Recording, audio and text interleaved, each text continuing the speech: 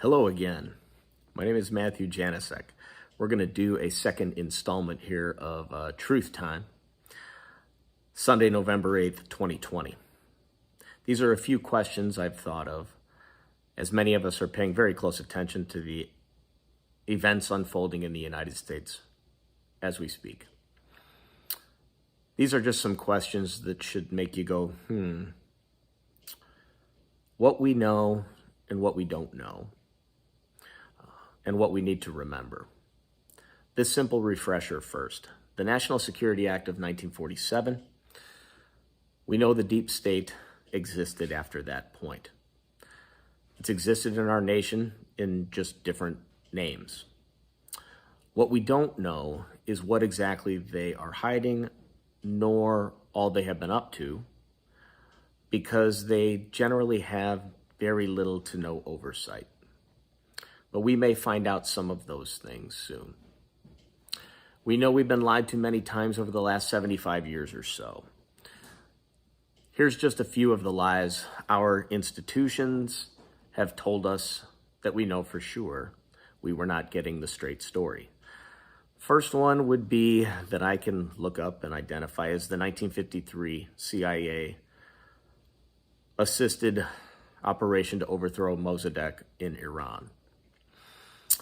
The next would be knowledge that the CIA had of the assassination of the South Vietnamese President Diem in '63 and the assassination of JFK a couple weeks after that. We know that the truth is being withheld. We know we're being lied to about that and have been for a long time. We know the assassination also of Bobby Kennedy happened in a presidential race in which he was forecast to win. I can't help but think he may have wanted to find out what had happened in the murder of his brother, but that's just from a critical thinking perspective. The Gulf of Tonkin incident, we know we did not get the full story on that, and that led us to the Vietnam War. The Pentagon Papers, when they were published, led to our larger understanding that the Vietnam War was based largely on a narrative that was crafted and very far from the truth. The Watergate scandal, the blanket pardoning of Richard Nixon by Gerald Ford, the 75 Church Commission abuses by the CIA, NSA, and the FBI, the Iran-Contra affair, the 2003 weapons of mass destruction claim that led us into the Iraq War, the 2008 market crash and the bailouts that ensued, the IRS targeting of conservative groups, the existence of UFO technology, the healthcare costs being reduced, or that the patient may keep their doctor promises during Obamacare, the massive surveillance system that we became aware of after Edward Snowden's disclosures, the DNC taking out Bernie Sanders, the Clinton email destruction. These are all stories where the people were not getting the truth. And this leads right up to the recent time. The Inspector General Horowitz report that came out detailing the 17 at least improprieties that went into the Russia collusion investigation. The forging of documents by the FBI to change the notification that Carter Page was actually a CIA asset. What's going on in this world? We don't know from that point of view, and we still don't know. But we know that it wasn't legal. The entire Russia collusion hoax in general. The fake impeachment that transpired. If the truth sets you free, imagine how free we all will be, spiritually, when these questions have truthful answers. Our hearts and our minds will be set free, and we can all have clarity, wisdom, maybe even greater peace. We know Chief Justice John Roberts would not read Senator Rand Paul's question in the impeachment trial of President Trump. But what we don't know is why, or what he thinks we're not allowed to know. We know AG Bill Barr and John Durham have been investigating something for a long time, but what we still don't know is where they have been over the last month or so. I haven't seen them in the press, really one time, nor have I heard any press outfit ask where they are. We know the polls were wrong, just like they were in 2016. Not a little wrong, but a lot wrong. Wisconsin, Biden plus 17. It's one of my favorites. We know the mainstream media has proclaimed victory for President Biden, but we know that they've also been wrong before. We know claims of massive voter fraud have been made by the Trump team, but we don't know any of the evidence yet. We know all citizens should be given a chance to prove their case in the court system, but we also know there are those suggesting that they should go home and not exercise that right. We know that this should all be worked out in the Supreme Court, but we know the Democrats likely will not agree simply because President Trump has appointed 3 of the justices. We know neoconservative global management policies and neoliberal domestic policies lead to the same end. We know there's a massive struggle taking place between globalists and nationalists, but we never discuss the complexities or the merits or drawbacks of either direction and the challenges therein. Think about this one. When's the last time you've ever seen footage or a speech from one of the following world leaders? President Xi of China, President Kim Jong-un of North Korea, Vladimir Putin, the Ayatollah. You never hear their point of view, and yet some we were ready to go to nuclear war against.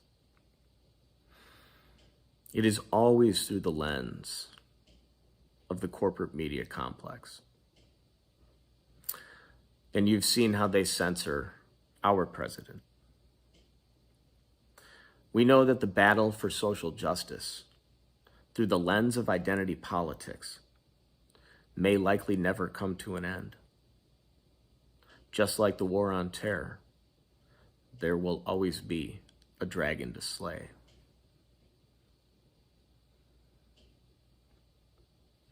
We know that the Epstein story is still just as real as it was when it broke out, and no one in the press is really asking many questions about it. We know the U.S. Marshal Service has rescued hundreds of children over the last 4 years, and the mainstream media doesn't cover that. We know that whistleblowers today can remain permanently anonymous. Blind accusations can be made against American citizens. But what we don't know is why that's acceptable. This is the essence of cancel culture. We know that as of now, here are some of the happiest institutions in the United States. The big tech industries, Wall Street, the big banks, Hollywood, the major media outlets, the Antifa, the Black Lives Matter movement, the NEA, the deep state, Bill and Hillary Clinton, Barack and Michelle Obama, James Clapper, John Brennan, James Comey, Michael Hayden, Andy McCabe, Peter Strzok, Lisa Page, the Mueller team, critical race theory supporters are all happy. We know that many of our citizens have voted in favor of the censorship of American voices. They have rejected the idea of equal justice under the law. They've empowered unelected oligarchs and bureaucrats to govern the nation with rules they will create and enforce. They've allowed some lies to go unchallenged. They've protected the bad deeds committed by themselves and projected them onto the president himself. We know that many individuals working in these institutions have knowingly kept many truths from the American people and have allowed the system of lies to perpetuate. We know that thinking critically about all of these questions should be discussed before the American people can believe in anything, including America itself. So here we are. We still really have no idea what the hell is going on, but we could find out if we, the people, demanded transparency.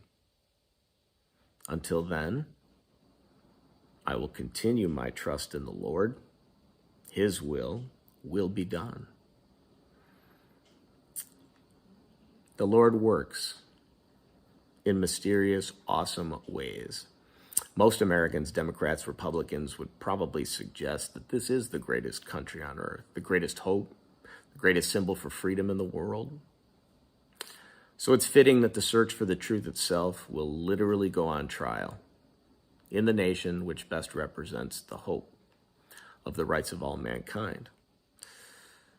And that will be battled out in the Supreme Court of the United States.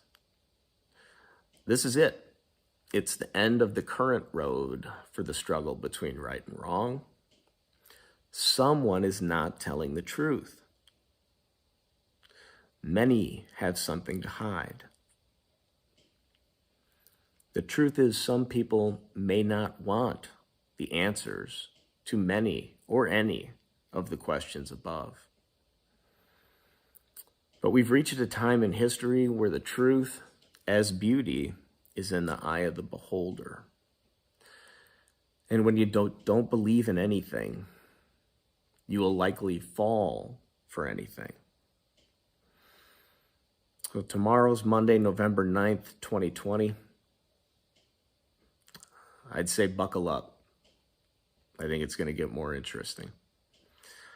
Until then, keep the faith. Take care.